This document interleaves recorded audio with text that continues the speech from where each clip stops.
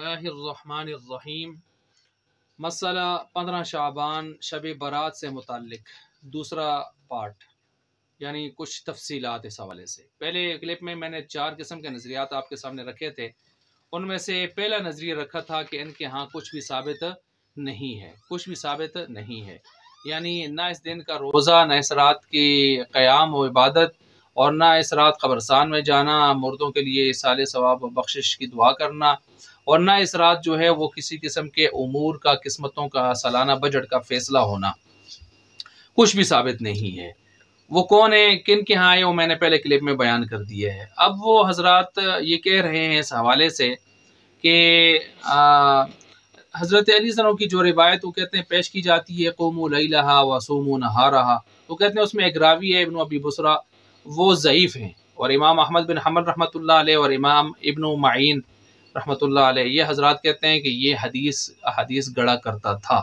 اس لیے وہ کہتے ہیں یہ روایت ضعیف ہے، اس کو ضعیف کہہ رہے ہیں۔ پھر یہ بھی ہے کہ علامہ ناصر الدین البانی رحمۃ اللہ علیہ نے اس 15 شعبان کے حوالے سے چند روایتوں کی تصحیح بھی اگر کی ہے یا تحسین حسن بھی قرار دیا ہے اس کو، تو اس کے باوجود کہ وہ یہ سب کچھ کر رہے ہیں، لیکن پھر بھی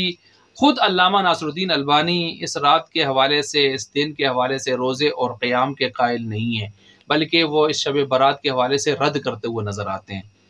تو اگر یہ چیزیں مستند ہوتی ہیں روایات ان کے ہاں، تو وہ بھی کم از کم اس کے قائل ہو جاتے اس حوالے سے۔ پھر وہ یہ بھی کہتے ہیں کہ امی عائشہ صدیقہ رضی اللہ عنہا کی جو روایت پیش کی جاتی ہے، تو وہ جو آپ علیہ السلام ان کے ہاں سے جنت البقیع کی طرف چلے گئے تھے، تو کہتے ہیں وہ واقعہ تو یہاں پر جو نقل کیا جا رہا ہے اس حوالے سے، وہ شعبان کے حوالے سے نقل کیا جا رہا ہے، حالانکہ شعبان کا نہیں ہے۔ وہ کہتے ہیں یہ تو وصال مبارک سے، یعنی وصال سے چند دن پہلے کا یہ مسئلہ ہے، اور وصال سے چند دن پہلے کا تو ظاہر بات ہے وصال آپ کا کب ہوا ہے، وفات حضرت آیات کب ہوئی ہیں، کہ یہ ربیع الاول میں آپ کا وصال ہوا ہے، تو پھر گویا یہ ربیع الاول کا واقعہ ہے، نہ کہ شعبان کا۔ تو دیکھیں یہاں پر بھی ایک اضطراب آ رہا ہے۔ پھر اسی طرح وہ کہتے ہیں کہ یہ آپ علیہ السلام پر بہتان بھی گویا لگا رہے ہیں کہ اس حوالے سے کہ اس روایت میں ایک قسم کا بہتان آ رہا ہے کہ دیکھیں آپ خاموشی سے ایک اپنی زوجہ مطہرہ سے چلے گئے اور وہ تشویش میں مبتلا ہو گئیں کہ آج میری باری میں شاید کہیں اور دوسری زوجہ کے پاس جا رہے ہیں، چنانچہ آپ کو وضاحت بھی کرنی پڑی، آپ نے وضاحت بھی کی کہ ایسے کب ہو سکتا ہے کہ آپ کی باری میں دوسری جگہ جاؤں۔ تو یہ ایک قسم کی تشویش والی بات، تشویش میں ڈالنا، یہ بھی بظاہر جو ہے مناسب حال معلوم نہیں ہوتا اس روایت کے حوالے سے۔ پھر اسی طرح عائشہ صدیقہ رضی اللہ تعالیٰ عنہ اگر تلاش کرتی، انہوں نے تلاش کیا تو آپ پھر جا کے پتہ چلا کہ آپ وہاں گئے تھے، تو اگر عائشہ صدیقہ رضی اللہ عنہ کی آنکھ نہ کھلتی یا وہ ان کو تلاش نہ کرتی تو گویا یہ رات ڈکی چھپی رہتی، تو گویا رات ڈکی چھپی رہتی، اور اگر وہ آپ نہ پوچھتی تو اگر یہ چیز مطلوب تھی امت کے لیے کوئی شرعی عبادت کے طور پر، تو بغیر پوچھے، بغیر ڈھونڈے آپ خود ان کو بتا دیتے، آپ نے ان کو بتایا ہی نہیں، اور ان کے پوچھنے پر وضاحت سامنے آئی۔ تو اگر یہ اتنا اہم مسئلہ تھا تو پھر صرف ڈھونڈنے اور پوچھنے پر ہی سامنے کیوں آیا، بغیر ڈھونڈنے اور پوچھنے کے بھی سامنے آنا چاہیے تھا۔ اچھا، اسی طرح وہ کہتے ہیں کہ آپ علیہ السلام نے ہر چھوٹا بڑا عمل امت کو پہنچایا ہے، لیکن اس رات آپ کا یہ عمل بالکل خاموشی کے ساتھ آپ اکیلے کرنے چلے گئے، قبرستان جو ہے وہ استغفار کے لیے اس حوالے سے۔ تو یہ تو اچھا ہوا کہ میاں عائشہ صدیقہ انہوں نے آپ سے پوچھ لیا اور ملاقات اس حوالے سے ہو گئی، بات ہو گئی۔ اسی طرح وہ کہتے ہیں کہ ہر عبادت کے پیچھے ایک روح ہوتی ہے، جیسے رمضان کے آخری عشرہ کی جو عبادت ہے اس میں روح کیا ہے پیچھے، لیلۃ القدر کی تلاش۔ تو اب یہاں کیا ڈھونڈ رہے ہیں؟ اگر کوئی یہ کہے کہ سالانہ بجٹ کی رات ہے، تو کہتے ہیں سالانہ بجٹ کی رات جمہور مفسرین کا فیصلہ یہ ہے کہ وہ لیلۃ القدر کی رات ہوتی ہے، یہ نہیں ہوتی شب برات۔ پھر وہ کہتے ہیں کہ چراغاں وغیرہ کا جو عمل اس میں بہت زیادہ کیا جاتا ہے، اور کچھ جو ہے بہت سارے ناروا اور ناجائز قسم کے اعمال بھی اس رات ہوتے ہیں، تو مثلا چراغاں وغیرہ یہ تو ہندوؤں کی رسم دیوالی سے لیا گیا ایک سلسلہ ہے، تو یہ سبب بن رہا ہوتا ہے ایک ناجائز کام کی طرف، بہت سارے ناجائز کام کی طرف یہ سبب بن رہا ہوتا ہے۔ پھر اسی طرح وہ کہتے ہیں کہ کیا ہمارے مردے صرف اس رات کے اصالِ ثواب کے ہی مستحق رہ گئے؟ اب پورا سال جو ہے ان کو قبرستان نہیں جانا، اور صرف یہ ایک رات ہوگی جس میں قبرستان جانا ہے اور رسمی وہاں سے اب ہم اس واقعے کو سامنے لے کر، تو گیا صرف اور صرف سال میں ایک مرتبہ ہم جائیں گے وہاں پر مردوں کے پاس اس حوالے سے، تو صرف سال میں ایک مرتبہ استحقاق رہ گیا ان کا کہ ہماری وہاں حاضری اور استغفار کے سلسلے ہوں۔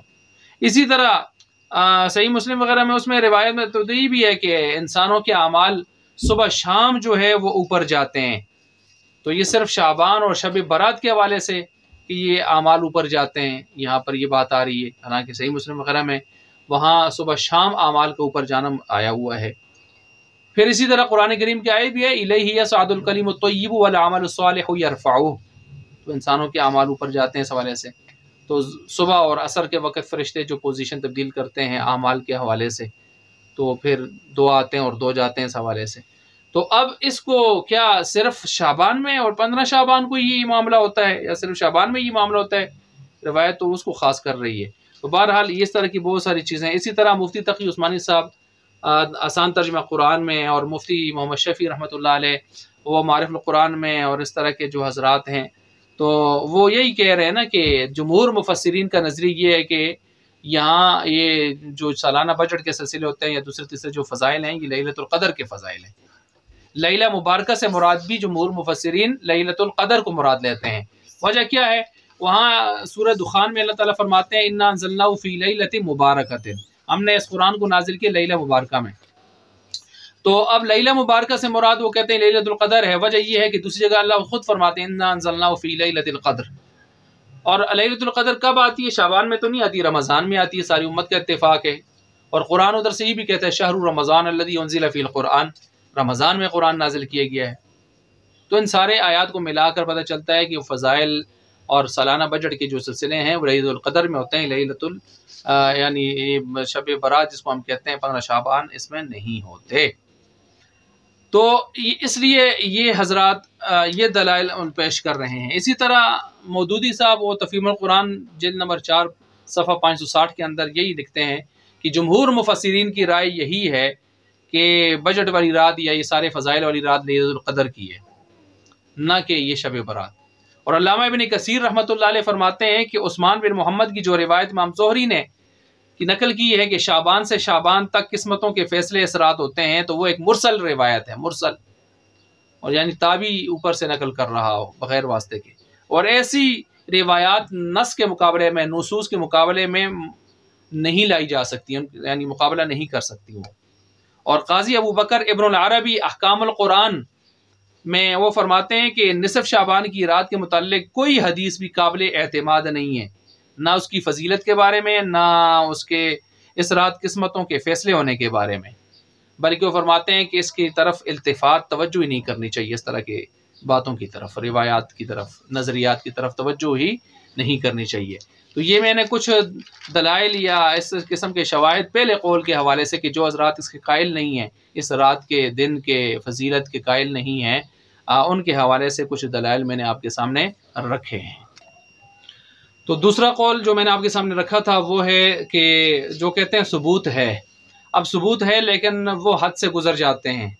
تو وہ پوری رات مسجدوں میں یعنی اسپیکر کھول کر لوگوں کو بلانا، صلاۃ تسبیح باجماعت، نفل نماز باجماعت بلا کر یہ سلسلے، اور پوری رات مسجدوں میں شور شرابہ اور نعت خوانی اور اسی طرح شرکیہ مضامین کی برمار، اور اسی طرح جو ہے کھانا حلوے جلوے سارے سلسلے مسجد کے اندر وہ ہوتے ہیں، اور اجتماعی سحری کے نظام، اور پھر صبح روزہ یہ ترتیب ساری، پھر افطاریاں بھی اسی ترتیب سے، تو پورا جیسے ایک رمضان کا اہتمام اس میں کیا جا رہا ہوتا ہے۔ پھر اس میں بیانات میں کچھ تھوڑی سی صحیح روایتیں جو آ رہی ہیں وہ باقی ضعیف روایتوں کی برمار، اور موضوع روایتیں، من گڑت روایتیں تو پوچھے ہی نہ، وہ تھوک کے حساب سے بیان کی جاتی ہیں، اور اللہ اور اس کے رسول کی بڑی سخت قسم کی نافرمانی اور بڑے کبائر کا ارتکاب کیا جاتا ہے۔ اور اس حوالے سے پھر بڑے فضائل بیان ہوتے ہیں، لیلہ مبارکہ ہے، لیلہ برات ہے، لیلۃ الصق ہے، لیلۃ الرحمہ ہے، اور پھر لوگوں کے سامنے ایک یعنی مستحب درجے کا مسئلہ اس طرح پیش کیا جاتا ہے جس طرح کہ بہت بڑا فرض ہے جس کو زندہ کرنا بہت زیادہ ضروری ہو گیا ہے۔ صوفیوں کی روایتیں بیان کی جاتی ہیں، حالانکہ احادیث تو محدثین کی کتابوں سے لینی چاہیے تحقیق کے ساتھ، قرآن کی آیت قرآن سے لینی چاہیے، فقہ کی بات و فقہی مستند متون فقہ سے لینی چاہیے، لیکن یہاں پر اس ضابطے کو چھوڑ دیا جاتا ہے، نظر انداز کر لیا جاتا ہے، بلکہ صوفیوں سے روایتیں، امام غزالی رحمۃ اللہ علیہ کے علوم سے روایتیں پڑھی جا رہی ہیں، کیمیائے سعادت سے، مکاشفۃ القلوب سے، اور اس طرح کی کتابیں شیخ عبد القادر جیلانی رحمۃ اللہ علیہ کی طرف منسوب غنیۃ الطالبین سے، اور اس طرح کی صوفیوں کی کتابوں سے عام طور پر بعض جو ہے روایتیں نقل کی جاتی ہیں۔ تو حالانکہ یہ دنیا تحقیق میں، فن تحقیق میں یہ بات بالکل غلط ہے، اس طرح نہیں کرنا چاہیے۔ تو بہرحال اس بارات کو بارات کی رات بنا دیا جاتا ہے، پھر چراغاں اور روشنائیاں اور بار جو ہے فائرنگ اور اس قسم کے سلسلے بھی پنجاب میں ادھر ادھر ہمیں نظر آتے ہیں، سننے سنانے میں آتے ہیں۔ تو یہ چیزیں ٹھیک نہیں ہیں، یہ غلط ہیں۔ اب اس میں نے کہا تھا ایک طبقہ غالین کا اور بھی زیادہ ہے، جو اہل تشیع کے، جو 12ویں امام کو تلاش کرنے کے لیے نہروں پر اور پانیوں پر جو ہے دریاؤں پر نکل آتا ہے۔ بہرحال یہ دوسرا طبقہ، اس کے اندر دو گروہ آ گئے۔ تیسرا جو اہل حق کا یا معتدل اعتدال والے جو لوگ ہیں، زیادہ اعتدال والے لوگ ہیں،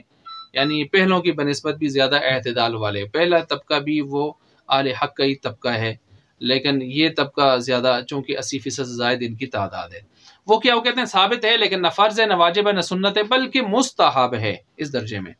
اور وہ کہتے ہیں تقریباً 10 یا بلکہ 17 صحابہ سے یہ روایات اس پر آ رہی ہیں۔ امی عائشہ صدیقہ رضی اللہ عنہا کی روایت، جیسے میں نے ایک رات آپ کو بستر سے گم پایا تو میں گئی تو جنت البقیع کی طرف سے آپ علیہ الصلوۃ والسلام وہاں سے آ رہے تھے، تو پھر جو ہے آپ علیہ الصلوۃ والسلام سے ملاقات ہوئی تو آپ علیہ السلام نے اس رات کے حوالے سے بتا دیا کہ اس رات اللہ تعالیٰ آسمان دنیا پر نزول کرتے ہیں، اور قبیلہ بنو کلب جو سب سے زیادہ بکریوں والا قبیلہ تھا، اس کے بکریوں کے بالوں کی تعداد کے برابر بھی گناہ اگر ہوں تو اللہ تعالیٰ بخشتے ہیں اس رات۔ اور پھر اس رات سب کی بخشش ہوتی ہے، اور اس رات میں جو ہیں وہ پیدا ہونے والے یا اس سال میں فوت ہونے والے ان کے نام بھی جو ہے سالانہ بجٹ کے لحاظ سے پیش کیے جاتے ہیں، اور اسی طرح جو ہے تمہارے اعمال اوپر اٹھائے جاتے ہیں، تمہارا رزق اتارا جاتا ہے، اور بہت سارے فیصلے اس کے اندر ہو رہے ہوتے ہیں، اور اس میں سب کی بخشش ہو رہی ہوتی ہے سوائے چند کے، جن میں مشرک کی بخشش نہیں ہوتی، نہ والدین کے نافرمان کی نہیں ہوتی، کینہ پرور کی بغضی آدمی کی نہیں ہوتی، اور اسی طرح شرابی کی نہیں ہوتی بخشش، قاتل کی نہیں ہوتی، اور مرد ہو کر ٹخنوں کو چھپانے والا پینچوں سے اس کی نہیں ہوتی بخشش، اور چغل خور کی بھی بخشش نہیں ہوتی، ٹیکس لینے والے کی بھی بخشش نہیں ہوتی۔ اچھا، حضرت علی عنہ کی روایت جس میں آتا ہے کہ دن کو روزہ رکھو اور رات کو قیام کرو، صوموا نہارہا وقوموا لیلہا، تو یہ روایت چونکہ غیر مدرک بالقیاس والعقل ہے،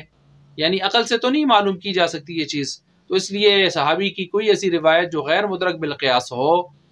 تو وہ روایت حدیث مرفوع کے درجے میں ہوتی ہے، لہٰذا یہ روایت مرفوع ہے گویا۔ تو اس سے بھی روزے کا ثبوت اور رات کے قیام کا ثبوت آ رہا ہے۔ اسی طرح ایک روایت میں کہ سورج غروب ہوتے ہی اللہ تعالیٰ اپنے بندوں کی طرف متوجہ ہوتے ہیں، اعلان کرتے ہیں، ہے کوئی گناہوں کی مغفرت طلب کرنے والا کہ میں مغفرت طلب کر دوں، میں اس کی جو ہے مغفرت کر دوں، ہے کوئی رزق میں وسعت چاہنے والا، ہے کوئی مصیبت سے چھٹکارا چاہنے والا کہ میں اس کی مصیبت دور کروں اور رزق میں وسعت دے دوں اس کو، اس حوالے سے۔ تو بہرحال اس طرح کی بہت ساری جو روایات ہیں جو ہمارے سامنے آتی ہیں، مثلاً امی عائشہ صدیقہ رضی اللہ عنہا کی روایت بخاری مسلم ابو داؤد میں، اسی طرح ام سلمہ رضی اللہ عنہ کی روایت، رضی اللہ تعالیٰ عنہ کی روایت ترمذی میں۔ رمضان کے علاوہ آپ پورے مہینے اگر روزے رکھتے تھے تو ہم نے نہیں دیکھا، مگر صرف شعبان میں آپ کو دیکھا۔ حضرت اسامہ بن زید رضی اللہ عنہ کی روایت کہ انہوں نے پوچھا بھی تھا کہ زیادہ روزے آپ کیوں رکھتے ہیں، تو آپ علیہ السلام نے فرمایا تھا کہ اس کی برکت سے بہت سارے لوگ غفلت برتتے ہیں اور اس ماہ میں اللہ کے سامنے اعمال پیش ہوتے ہیں، اور میری خواہش ہے کہ میرے اعمال پیش ہوں تو روزہ کی حالت میں پیش ہوں۔ سنن نسائی، مسند احمد اور ابو داؤد وغیرہ میں ترغیب و ترہیب کے اندر یہ روایت موجود ہے۔ اسی طرح روایت عائشہ صدیقہ رضی اللہ عنہا کے ابو جہل کے اندر اور اسی طرح ترغیب کے اندر موجود ہے۔ آپ علیہ السلام نے وجہ بتائی تھی کہ اس سال انتقال کرنے والوں کے نام اس ماہ میں لکھ دیے جاتے ہیں، تو میری خواہش ہے کہ میری موت کا فیصلہ بھی اسی جو ہے اس روزے کی حالت میں ہو۔ اسی طرح ایک روایت میں یہ ہے کہ شعبان کے اخیر میں 2-3 دن جو ہیں اس میں روزے رکھنے سے منع اس لیے کیا گیا ہے کہ تاکہ دشواری پیدا نہ ہو، آئندہ رمضان استقبال جو ہے وہ بڑی قوت اور فعالی کے ساتھ کیا جا سکے، تاکہ قوت کمزور نہ ہو، اس وجہ سے شعبان کے اخیر دنوں میں روزہ رکھنے سے منع کیا گیا ہے۔ اچھا، یہ بھی یاد رکھیں انا انزلناہ فی لیلۃ مبارکۃ، یہ جو سورۃ دخان کی آیت ہے اس میں صرف اکرمہ رضی اللہ تعالیٰ عنہ مفسر ہے مشہور، وہ اس سے مراد جو ہے شب برات لے رہے ہیں، شب برات 15 شعبان۔ لیکن اکرمہ رضی اللہ تعالیٰ عنہ رضی اللہ بلکہ اکرمہ رحمۃ اللہ علیہ، تو یہ اکرمہ رحمۃ اللہ علیہ ان کے مقابلے میں جتنے بھی تقریباً بڑے بڑے مفسرین ہیں وہ سارے کے سارے لیلۃ القدر مراد لے رہے ہیں۔ اس وجہ سے یہاں پر اہل علم جو کہتے ہیں کہ ایک آدمی ان کی بات کو لیا جائے، ان کے مقابلے میں جمہور مفسرین کو لیا جائے، تو جمہور مفسرین تو لیلۃ مبارکہ سے مراد کیا لے رہے ہیں؟ لیلۃ القدر لے رہے ہیں، نہ کہ شب برات۔ صرف اکرمہ یہاں پر شب برات لے رہے ہیں اور کچھ حضرات ان کے ساتھ ہو رہے ہیں۔ تو اسی طرح شب برات کی فضیلت کے متعلق میں نے کہا 17 صحابہ کی روایات آ رہی ہیں۔ علامہ ناصر الدین البانی جیسے شخصیت، محقق شخصیت، وہ بھی بعض روایات کی تصحیح اور تحسین فرما رہے ہیں۔ پھر یہ بھی یاد رکھیں کہ جو روایتیں ضعیفہ آ رہی ہیں نا، وہ بھی قابل استدلال ہیں کسی نہ کسی درجے میں، یہ نہیں کہ وہ قابل استدلال نہیں ہیں۔ اسی وجہ سے امت مسلمہ کا عمل اور تعامل بھی اگرچہ کمزور روایتیں ہوں، لیکن جب امت کا تعامل آ جائے نا، عمل، تو وہ بھی آ کر کمزور روایتوں کو بھی کیا کر دیتا ہے؟ ان کا عمل مؤید کر دیتا ہے، قوی کر دیتا ہے۔ ایک اصول ہے یہ۔ اسی طرح ایک اصول یہ بھی ہے کہ ایک روایت مختلف سندوں سے نقل ہو کر آئے تو وہ مختلف سندیں بھی اس کو مؤید یعنی قوی کر دیتی ہیں۔ تو یہاں بھی یہ معاملہ ہے، تو یہ ضعیف ہو کر بھی حسن لغیرہ ہی کا درجہ اختیار کرتی ہے یہ روایت۔ تو اس وجہ سے بھی وہ روایتوں کے حوالے سے یہ بات کی جاتی ہے۔ پھر حضرت علی صلی اللہ علیہ وسلم کی روایت میں نے کہا غیر مدرک بالقیاس والعقل ہے، تو وہ حدیث مرفوع کے حکم میں ہے۔ لہٰذا یہ ساری بحث کرنے کے بعد آخر میں خلاصہ یہی ہے کہ بزرگان دین سے 80% سے زائد حضرات وہ اس دن کے روزے اور رات کی عبادت کے قائل ہیں، یعنی کسی درجہ فضیلت کے ساتھ، لیکن ایسا اہتمام نہ ہو کہ مسجدوں میں لوگوں کو لا کے مسجدیں بھری جائیں اور اعلانات کیے جائیں، اور اجتماعی نوافل جو ہیں وہ اجتماع کر کے جماعت کے ساتھ پڑھنا، اور راتوں کو مسجدوں میں شور شرابے، یہ چیزیں اس کا قطعاً ثبوت نہیں ہے۔ تو اپنے طور پر کوئی گھر میں اگر عبادت کرنا چاہتا ہے جس حد تک ہو سکتا ہے، یہ بھی نہیں ہے کہ اپنے آپ کو تکلیف میں ڈالے، تو سب سے بہتر یہ ہے کہ رات عشاء کی نماز اور صبح کی نماز جماعت کے ساتھ پڑھے۔ پھر جتنا ہو سکے رات کو تو تھوڑی سی توفیق اللہ کی طرف سے جتنی ملتی ہے تو نوافل اور ذکر اذکار وغیرہ، صلاۃ تسبیح یہ پڑھ لے اپنی طور پر، نہ کہ اجتماعی، اور دعاؤں کا اہتمام، یہ چیزیں۔ پھر جس وقت نیند بہت زیادہ آ رہی ہے تو سو جائے، اللہ خیر صلی اللہ، صبح کی نماز جماعت کے ساتھ اس ترتیب سے پڑھ لے، اور ہو سکے تو رات کو زندگی میں ایک آدھ مرتبہ قبرستان میں چلا جائے تو دعائے مغفرت کر لے ان کے لیے، ایک آدھ مرتبہ بھی، تو کیونکہ آپ علیہ السلام سے ایک ہی مرتبہ جانا مروی ہے اس حوالے سے۔ لیکن پھول بتیاں جاڑنا اور جو ہے وہ ڈالنا اور چادریں اور چراغاں اور چڑھاوے، یہ سلسلے وہاں پر قبروں پر یہ قطعاً کہیں سے بھی ثابت